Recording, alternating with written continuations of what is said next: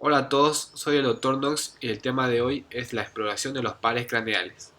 En este tema vamos a ver un poco de la anatomía de los pares craneales, como también su técnica de exploración y algunas patologías. Los nervios craneales son estructuras anatómicas pares bilaterales y cilíndricas.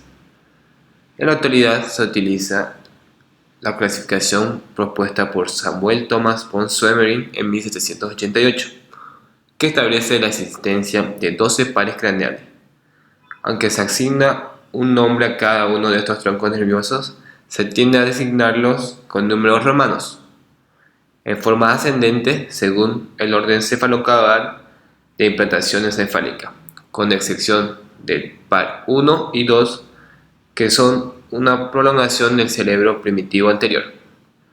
De esta manera se considera origen aparente a la superficie del tronco encefálico en la que está implantado cada nervio, o sea, que son visibles ante la exploración anatómica, y el origen real a la región anatómica específica donde éste se origina. El origen real de los nervios sensitivos se encuentra fuera del sistema nervioso central, en ganglios craneales aferentes constituidos por neuronas sensitivas cuya prolongación se divide en dos, una periférica y otra central. Para su estudio también se la puede clasificar en pares craneales sensitivos, motores y mixtos. Los sensitivos son el par 1, 2 y 8, los motores el par 3, 4, 6, 11 y 12, y los mixtos que cumplen una función sensitiva y motora que son el quinto par, séptimo par, el noveno y el décimo par. El primer par es el nervio olfatorio. Es el nervio que interviene en la percepción de los olores. Los receptores olfatorios son células bipolares ubicadas en la mucosa olfatoria de la cavidad nasal, que emiten prolongaciones periféricas que recogen estímulos y prolongaciones centrales finas que atraviesan la lámina cribosa del lemoides, que ésta se ubica en la base del lóbulo frontal. Ahí hacen sinapsis con las células mitrales cuyos axones juntos con las de otras células del bulbo forman la cintilla olfatoria. Esta se dirige hacia la sustancia perforada anterior, donde nacen las estrías olfatorias que llevan a la corteza olfatoria. Las manifestaciones clínicas pueden ser cuantitativas, como la anosmia, la abolición de la capacidad olfatoria; hisposmia, disminución de la olfacción; hiperosmia, el aumento de la capacidad. Las cualitativas son las disosmias, que incluye la parosmia, también llamada troposmia, que es una distorsión cualitativa del olor. La parosmia consiste en la interpretación equivocada de una sensación olfatoria.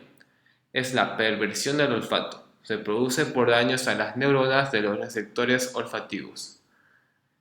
Y las ilusiones y alucinaciones, como ser la cacosmia, percepción de malos olores en ausencia de un odorante externo; y las crisis uncinadas, sensaciones odoríferas nauseabundas sin estímulo productor.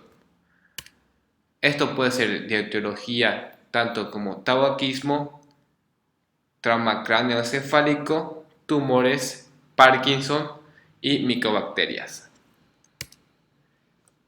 Las técnicas de exploración se utiliza la percepción de olores y la identificación de los olores.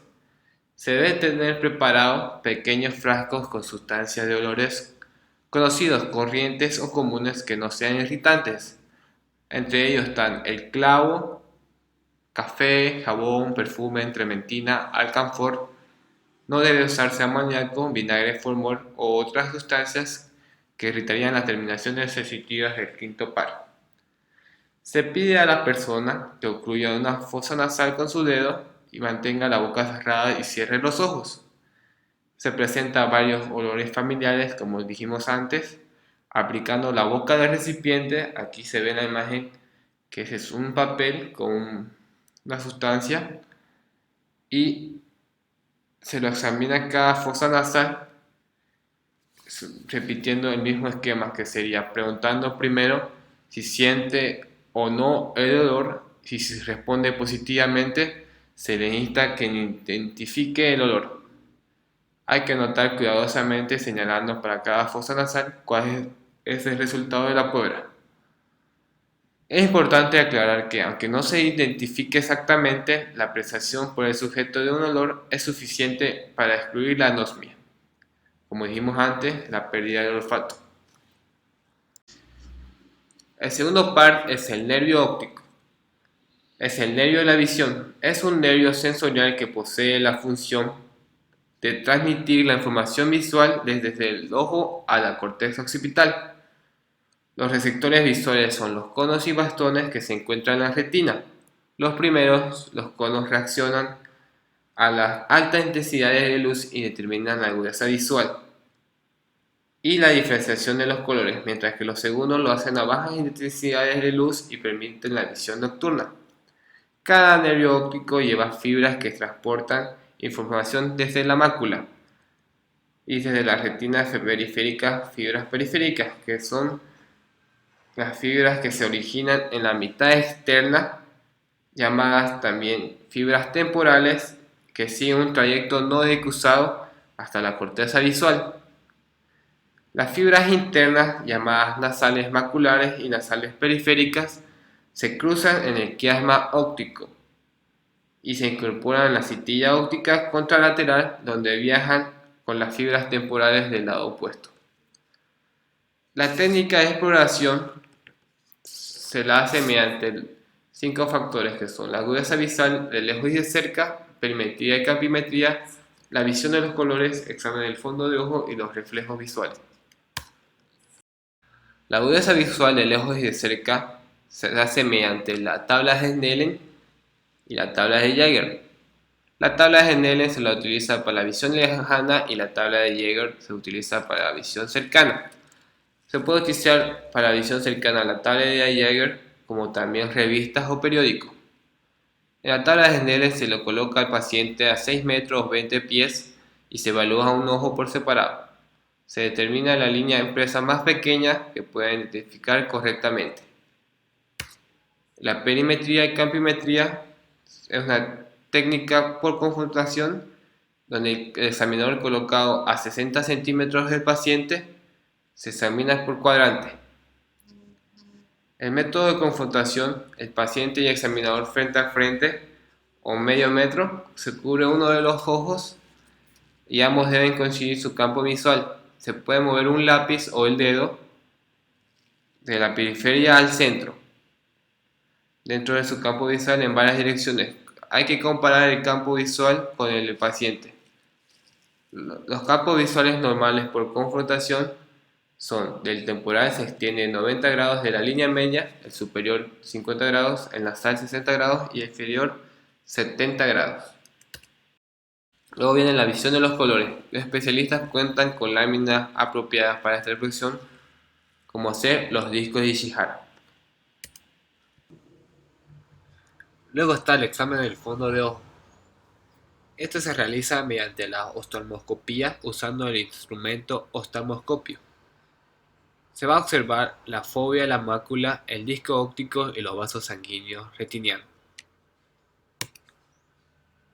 Luego vamos a ver los reflejos visuales, que son los reflejos motores directo y consensual, el reflejo de acomodación, reflejo corneano, reflejo cilioespinal y los reflejos corporales visuales.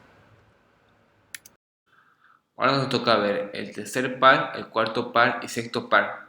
Estos nervios se estudian juntos debido a que inervan los músculos extrínsecos del ojo. El tercer par, el oculomotor común, va a inervar la tróclea, el músculo elevador del párpado superior, el músculo recto superior, el músculo recto medial, el músculo recto inferior y el músculo oblicuo inferior. El nervio troclear va a inervar lo que es el músculo oblicuo superior y el nervio abducen, el músculo recto lateral. El tercer par, como dijimos, es motor, eleva el párpado superior y gira el globo ocular hacia arriba, hacia abajo y hacia adentro. Contrae la pupila y acomoda el ojo. Las técnicas de exploración. Comenzamos con la motilidad extrínseca del ojo. Para esto vemos la abertura palpebral. El tercer par, como dijimos, inerva el músculo elevador del párpado superior. La simple inspección de las facies va a permitir darse cuenta si las dos aberturas palpebrares son de la misma amplitud o si de una de estas está más estrecha. Si un párpado está más descendido que el otro, a esto se llama ptosis palpebral. También observamos los movimientos oculares. Vemos si ambos globos oculares se encuentran simétricos o si por el contrario algunos presentan desviación hacia arriba, hacia abajo o hacia los lados.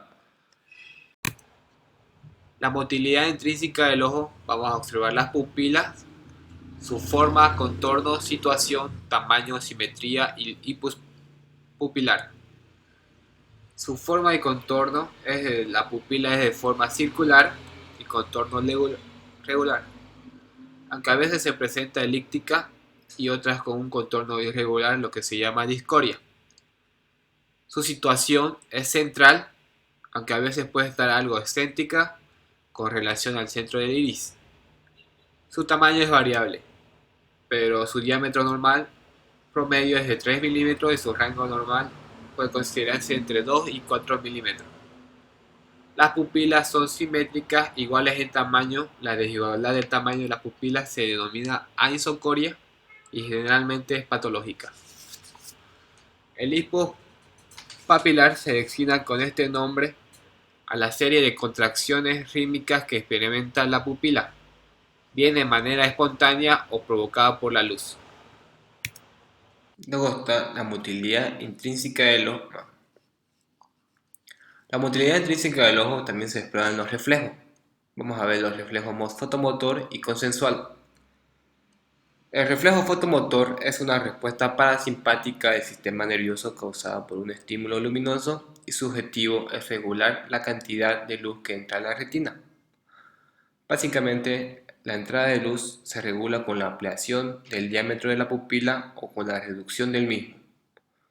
Cuando se pone una fuente luminosa frente al ojo, este se recibe en la retina, cuya información viaja mediante tres estructuras sin hacer sinapsis en ninguna de ellas. Estas son el nervio óptico, el quiasma óptico y la cintilla óptica. Después de viajar por estas fibras de esas estructuras llega al núcleo geniculado lateral del tálamo ipsilateral, localizado en el mesencéfalo a nivel del colículo superior, que a su vez recibe información que se dirige al núcleo accesorio del par craneal tercero, el Ledinger-Westphal de ambos lados. Esto va a dar lugar a que exista el reflejo consensual, que significa la miosis del ojo contrario al que está siendo afectado por la luz. Las fibras del núcleo accesorio del par craneal tercero se unen a las fibras del nervio tercero, originado del núcleo motor del tercer par craneal, y salen por la fosa interpendicular para dar origen a fibras postganglionares parasimpáticas que se dirigen al músculo esfínter del iris para así causar una contracción y por lo tanto miosis. También podemos ver el reflejo de la acomodación y convergencia. Se examina la pupila haciendo que el sujeto mire un objeto situado a distancia y luego frente a sus ojos a 30 centímetros más o menos. Se lo coloca el dedo del examinador o algún objeto y se observa que al mirar al objeto distante la pupila se dilata y al mirar al dedo la pupila se contrae y los ejes ópticos se convergen. Esto constituye el reflejo de acomodación y convergencia. El cuarto par es el nervio troclear. El examen físico se realiza en conjunto con los demás músculos intrínsecos del ojo, en la forma indicada en la evaluación del tercer par craneal. Las lesiones del cuarto par craneal es rara y generalmente es traumática. Cuando es traumática es de mal pronóstico y cuando es idiopática es de buen pronóstico. Puede producir diplopía vertical cruzada que disminuye a inclinar la cabeza hacia el lado afectado. Aquí como podemos ver el ojo desviado hacia adentro y arriba, siendo este el signo de Bielchowski. El sexto par también es motor Inerva el músculo recto lateral y gira el globo ocular lateralmente. Realiza la abducción del globo ocular. La lesión es dañada por las mismas causas que el tercer nervio craneal. Por su largo trayecto puede ser dañado en forma inespecífica por un aumento de la presión intracraneal. Aquí podemos ver las lesiones, algunas alteraciones como ser la ptosis palpebral, lesión del tercer par craneal, la lesión del cuarto par craneal y la lesión del sexto par. También se puede ver los nistagmos, diplopía y el síndrome de Claudio-Bernard Horner. El quinto par es el nervio trigémino. Tiene vías sensitivas como también vías motoras. La vía sensitiva se origina en el ganglio de Gasser o trigeminal, ubicado en la cara anterior del peñasco. Se encuentran los cuerpos de las células unipolares de primer orden, cuyas prolongaciones periféricas forman tres divisiones. Estas son la oftálmica, la maxilar superior y la mandibular. La vía motora se ubica en la protuberancia por dentro del núcleo sensitivo principal.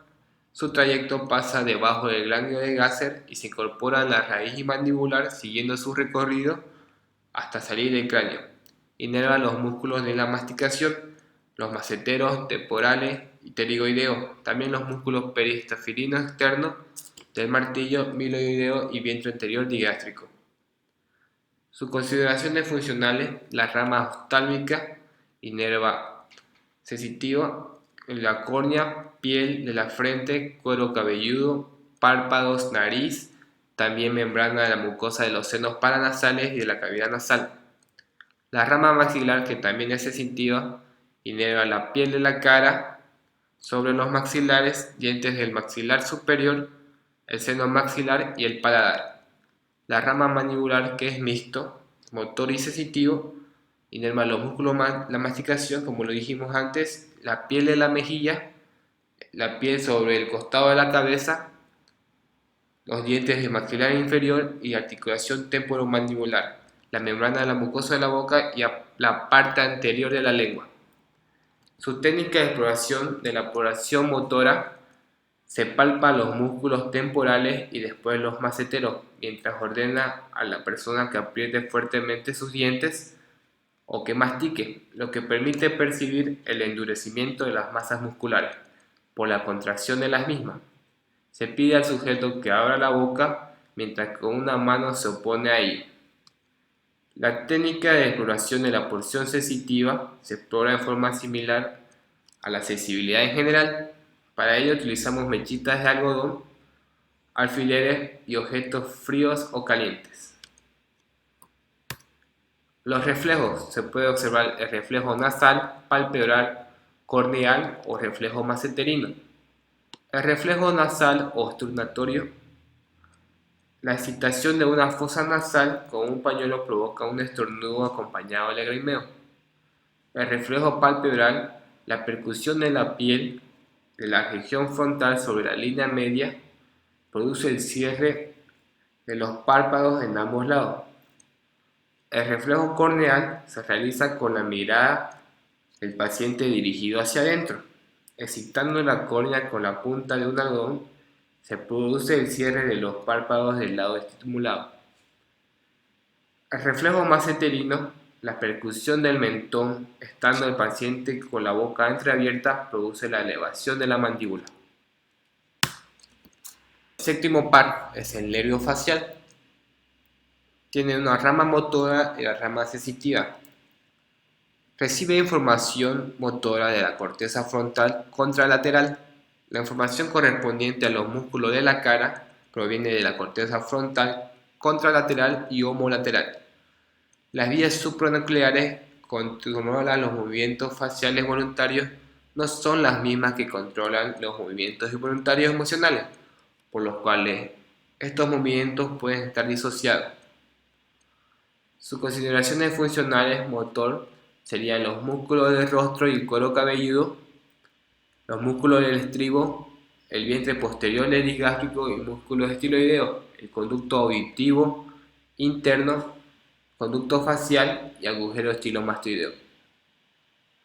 El sensitivo es el gusto de los 2/3 anteriores de la lengua, del piso de la boca y el paladar. También tiene una función parasimpática o secreto-motor, que son las glándulas salivales, submandibulares, sublinguales, glándula lagrimal, glándulas de la nariz y el paladar. Su técnica de aprobación función motora sería observar desde el comienzo del examen físico si existe o no desviación de una comisura labial o la saliva por un lado de la boca. Se ordena al sujeto que arrugue la frente. Con esta maniobra exploramos el facial superior, que frunza el ceño, que silbe, que sople, que protruya los labios, que sonría, y se explora la fuerza de cierre de los párpados pidiendo al sujeto que mantenga los ojos fuertemente cerrados mientras usted se intenta abrir los párpados elevando con sus pulgares. La técnica de exploración de la función sensorial, los 2/3 anteriores de la lengua están inervados sensorialmente por las cuerdas del tímpano y la rama del facial y el nervio lingual de la rama del trigemio. Se debe explorar el gusto de cada lengua en sus 2/3 anteriores. Se pueden preparar hisopos algodonados, frascos de azúcar, sal común, ácido cítrico, jugo de limón y quinina, un papel o 4 tarjetas donde estén escritos con letras grandes los 4 sabores primarios, un vaso de agua con agua natural para enjuagarse la boca entre degustación y otra. El octavo par es el nervio estetoacústico. Tiene una porción coclear y vestibular.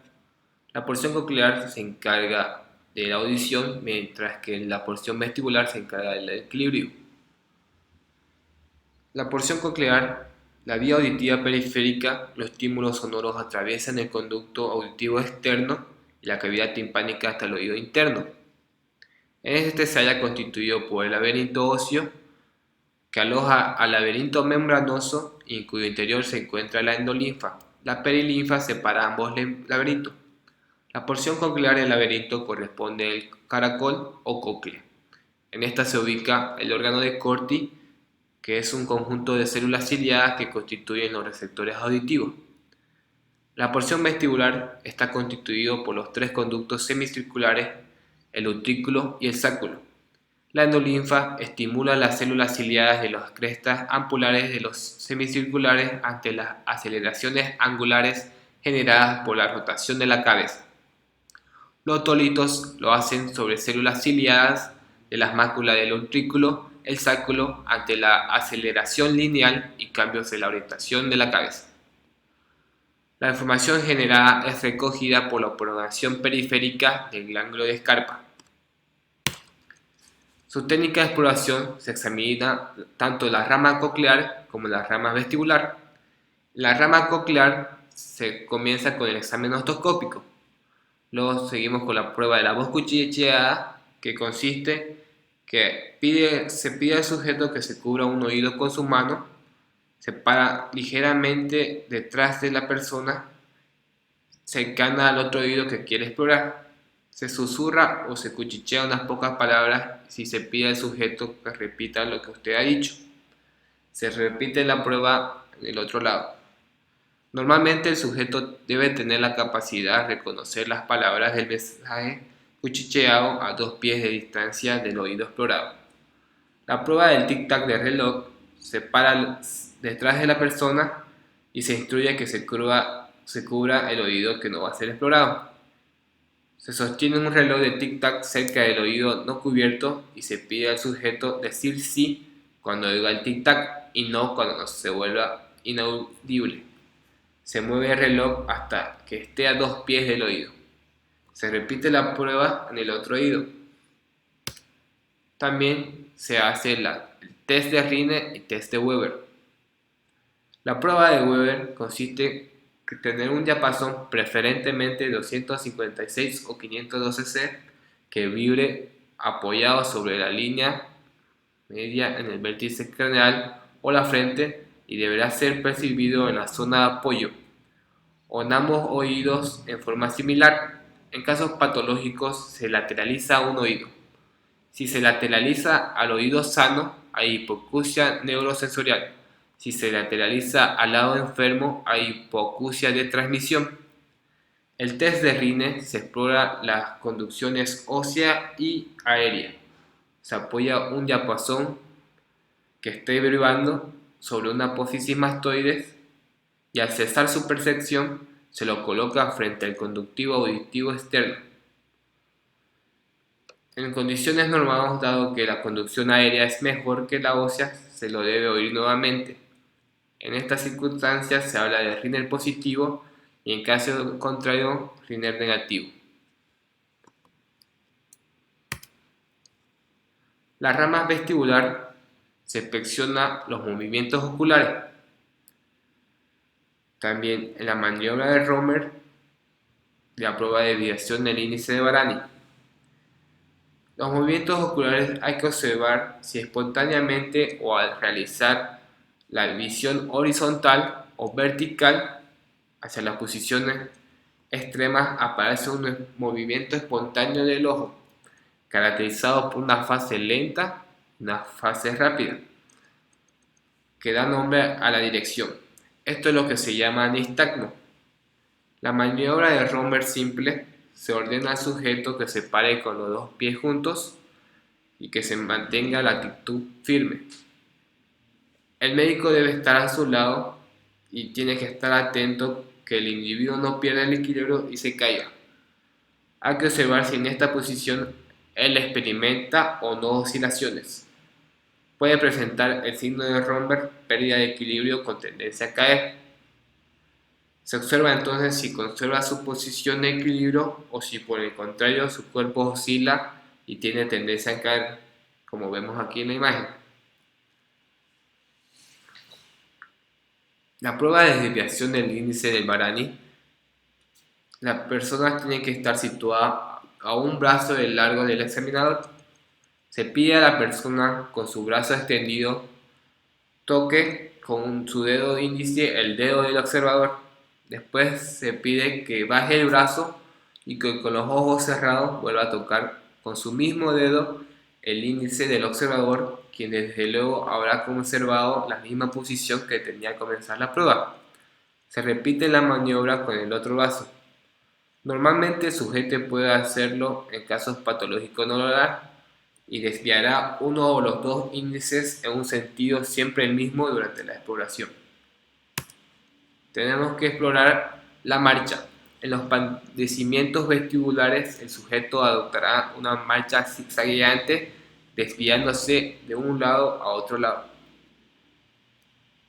Se ve la estrella de Van Bisky, que es si una persona con afección vestibular se le vendan los ojos y se le ordena dar 10 pasos hacia adelante y 10 pasos hacia atrás varias veces sucesivas, se verá cómo cada vez se va desviando de la línea inicial y siempre en el mismo sentido, como si estuviera caminando siguiendo los rayos de una estrella y pudiendo terminar de marchar completamente de espalda a la dirección en que comenzó a caminar de frente. La prueba calórica de Varani se usa para producir cambios en la corriente de la endolinfa y probar el aparato vestibular. Una prueba más sencilla es la calórica de Varani modificada, que consiste que con el sujeto de pie y la cabeza inclinada 60 grados hacia atrás se irriga el conducto auditivo externo con 100 a 200 ml de agua fría entre 19 y 21 grados centígrados o con 5 o 10 ml de agua muy fría de 0 a 10 grados centígrados. Se le indica al sujeto que diga cuándo comienza el vértigo o las náuseas. Luego se precisa la existencia del nistagmo. Los resultados normales, irrigando el oído derecho, son sensación de vértigos y náuseas, nistagmo horizontal con el componente lento a la derecha, caída a la derecha y desviación del índice a la izquierda. Si existe interrupción completa de la función vestibular, no habrá vértigos, náuseas, nistagmo, es decir, ninguna respuesta. Cuando existe irritabilidad vestibular, la respuesta será muy exagerada. El noveno par. El noveno par, su origen es en el núcleo motor amigo. La formación reticular del bulbo comparte con los pares 10 y 11 y su origen aparente es el surco lateral del bulbo delante del décimo par. Tienen una función motora sensitiva, refleja y autonómica. Su función motora consiste en la función estilofaringia, que es difícil de evidenciar. Sin embargo, puede haber leve disfagia y el arco palatino está más abajo durante el reposo en el lado lesionado. La función sensitiva consiste en la exploración de la sensibilidad del tercio posterior de la faringe, que se examina en busca del reflejo nauseoso. El estímulo de la pared faríngea con un bajalenguas o con una cuchara desencadenará un reflejo complejo que es el reflejo faríngeo, que se va a traducir en la elevación del velo del paladar. También existe un reflejo palatino y su función autonómica es la secreción salival. Su técnica de exploración es el fenómeno Vernet, que consiste que se le pide al paciente que abra la boca y se ordena decir "ah" mientras usted observa la pared posterior de la faringe. Normalmente se produce contracción de la pared posterior de la faringe, lo que no ocurre cuando el noveno par está lesionado. Luego está el reflejo faríngeo, que dijimos que mediante un bajalenguas o una cuchara, esto va a desencadenar el complejo faríngeo, que se traduce en la elevación del velo del paladar, contracción de la musculatura faríngea y retracción de la lengua, con sensación nauseosa que puede llegar al vómito. La vía aferente es el noveno par y la eferencia es el décimo par. El reflejo palatino se examina tocando alternadamente cada velo con un bajalenguas, que deberá producir la contracción y la elevación del velo. Aquí también la aferencia es el noveno par y la eferencia es el décimo par. Luego está el reflejo del seno carotidio. La presión cuidadosa, no muy intensa ni prolongada sobre el seno carotidio, produce normalmente disminución de la frecuencia del pulso, caída de la presión arterial y, si el reflejo es muy intenso, síncope y pérdida del conocimiento del sujeto. Este reflejo debe explorarse cuidadosamente y nunca sin haberlo practicado antes. El décimo par es el nervio vago. Su origen aparente es el surco lateral del bulbo delante del noveno par, la salida del cráneo a agujero rasgado posterior. Tiene una función motora, función sensitiva y función refleja. La función motora se encarga de inervar los músculos faringios excepto el estilofaringio, inervado por el noveno par, los músculos laringios por sus ramos, el nervio laringio superior y el laringio inferior o recurrente, que nace en el tórax, los músculos del velo del paladar y la sección del peristafilino externo, que es inervado por el quinto par. Su función sensitiva no se puede evaluar adecuadamente debido a que se traslapa con otros nervios o es difícil acceder a sitios inervados. Su función refleja es la vía eferente del reflejo nauseoso. Su técnica de exploración se hace mediante el examen del velo del paladar y la úvula, que generalmente se aprovecha la exploración del fenómeno de Vernet para el noveno par. Ya que la técnica es la misma, lo que varía es la observación, que en lugar de centrar la atención en la pared posterior de la faringe, se observa la úvula y los dos velos derecho e izquierdo del paladar. Cuando se ordena al paciente que con la boca abierta diga "ah", normalmente se eleva el velo en toda su extensión y la úvula se mantiene en el centro. Si hay parálisis unilateral del vago, solo se contraerá el velo del lado sano y por consiguiente la úvula será atraída hacia él. El lado de afecto es el mismo en que se asienta la lesión en el nervio del vago. Luego está la exploración del reflejo oculocardíaco. Con el sujeto acostado en decúbito supino con sus ojos cerrados, se hace presión sobre los globos oculares con la yema de los dedos pulgares durante minutos. Previamente se ha tomado el pulso radial y se ha notado su frecuencia. Después de la compresión ocular debe registrarse una bradicardia, tanto más intensa cuanto mayor sea el tono vagal del sujeto. También se hace el examen de las cuerdas vocales. Observe si las dos cuerdas se mueven o si hay parálisis de una o paresia de una de las dos. El onceavo par, el nervio espinal o accesorio. Es un nervio motor formado por dos raíces. La raíz craneal, que se origina en el núcleo ombligo y sale del tronco o el surco lateral del bulbo caudal. La raíz periférica, que se forma en las astas anteriores de los 5 primeros segmentos cervicales. Inerva el músculo esternocleidomastoideo y trapecio. Sus técnicas de exploración son: se inspecciona la región cervical y la nuca en busca de asimetría o flacidez de los músculos esternocleidomastoideo y trapecio, y de atrofia o fasciculaciones de alguno de ellos. Se palpan estos músculos para comprobar su tono o flacidez. Se le ordena al sujeto que eleve ambos hombros poniendo al examinador las manos sobre ellos y oponiéndose al movimiento, con el objeto de explorar la fuerza muscular segmentaria de cada trapecio.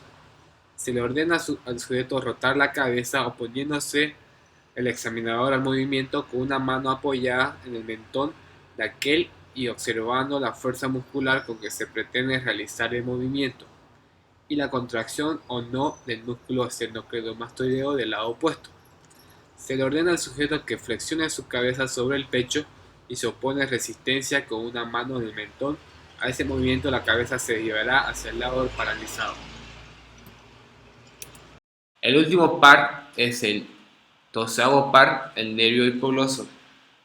Es un nervio puramente motor.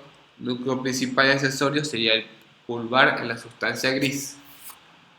Su origen aparente es el surco preauricular del bulbo, salida del cráneo, el agujero condilio anterior. Inerva los músculos intrínsecos y extrínsecos de la hemilengua homolateral. El estilogroso y el glosostafilino también reciben inervación del facial. La técnica de exploración se ve el trofismo y simetría de la lengua. Las fasciculaciones: se le ordena a la persona abrir la boca y se observa la lengua, y si dos mitades son iguales y simétricas o si hay atrofia de alguna de sus dos mitades. Se observa además la existencia o no de fasciculaciones. La posición de la lengua: se le ordena al sujeto que saque la lengua y se observa si la punta está al centro o se desvía hacia un lado. Téngase cuidado que las falsas desviaciones de la punta de la lengua cuando hay parálisis facial o cuando faltan piezas dentarias que dan una asimetría del orificio de la abertura de la boca. La fuerza muscular segmentaria de la lengua se explora ordenándole al sujeto que presione con la lengua una de las mejillas contra las cuales el examinador ha colocado sus dedos o manos por fuera. Muchas gracias a todos. Esto sería la exploración de los pares craneales. Y al siguiente video vamos a ver los siguientes puntos del 4 al 9. Hasta luego.